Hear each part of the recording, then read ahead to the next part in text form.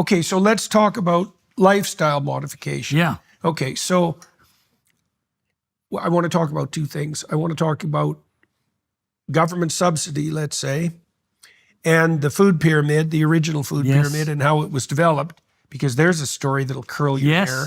Oh, it's so appalling. Oh, it's vile. It's so appalling. It's just, you can't read that without, what would you say? It's like a traumatic loss of naivety to believe that something that catastrophic could have been consciously perpetrated, yet it was. It was. It's unbelievable. It's unbelievable. Okay, so lifestyle change. So we think of the typical supermarket, okay? Now, people have often been counseled to eat around the edges, right? Don't go in the middle of the supermarket. Why? Because that's where all the processed food is. Well, is the problem processing?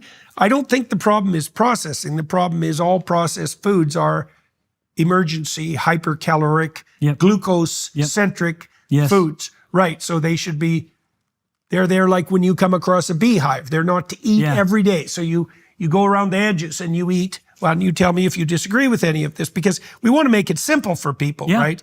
So you stay away from the processed foods because they're too high in concentrated carbohydrate and sugar. Yes. Fundamentally. Now, there may be other reasons to avoid them as well. Yeah. The chemicals that are in them, the fact that they've been designed to be addictive, etc. Oh, yes. But to me, that's trivial compared to the fact that, no, mostly they're just the equivalent of sugar. Yep. Okay, now you graze around the edges. That means the kinds of vegetables you don't really like, right? Yeah. Dairy, including butter, including yogurt, all of that. Yes. So that's food that people actually like. Yeah. Not sweetened yogurt, no sugar. Stay away from the damn sugar. Yeah. Meat. And that's about that, fundamentally. Right. Yes. And definitely don't drink soft drinks. No, it's absolutely. Yeah. I mean, you don't want your food to come from, the less you are able to formulate a diet where your food isn't coming from bags and boxes with barcodes, the better off you're going to be. And the way you just described it, you've done it. Yeah. To me, I mean, first and foremost, we have more in common with a wolf, digestively speaking, than we do our closest animal relative like chimpanzees or apes or any other primate. If you look at the digestive system of Chimps spend 8 hours a day chewing. Yeah, they have to that's eat a hell of a constantly life. because it is such a nutrient deficient diet. Their colon, their large intestine is substantially bigger than the humans because they have to ferment so much. Moreover, and brain comparatively smaller. very small brain, very big intestines. Yes. And that's the still, vegan evolutionary pathway, by the way. Yeah. Yeah, and you want to shrink your brain, remove animal-sourced foods from it, and you'll be like your other primate cousins and start to shrink your brain. But unfortunately, you don't have the colon to ferment as much as they do. Moreover, you're probably not prepared to eat your own feces, which is what they'll do to get vitamin B12.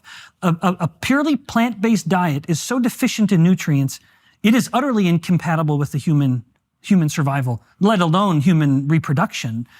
I consider it, in fact, I feel so strongly about this that I actually consider it to be quite devilish or overtly satanic, that I think of, if you'll allow me to invoke some scripture, we often talk about Christ's great commandments, love God, love your neighbor.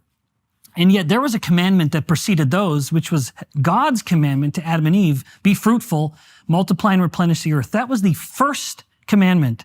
And the older I'm getting, as both a man of religion and of science, I sort of use that commandment as my litmus test.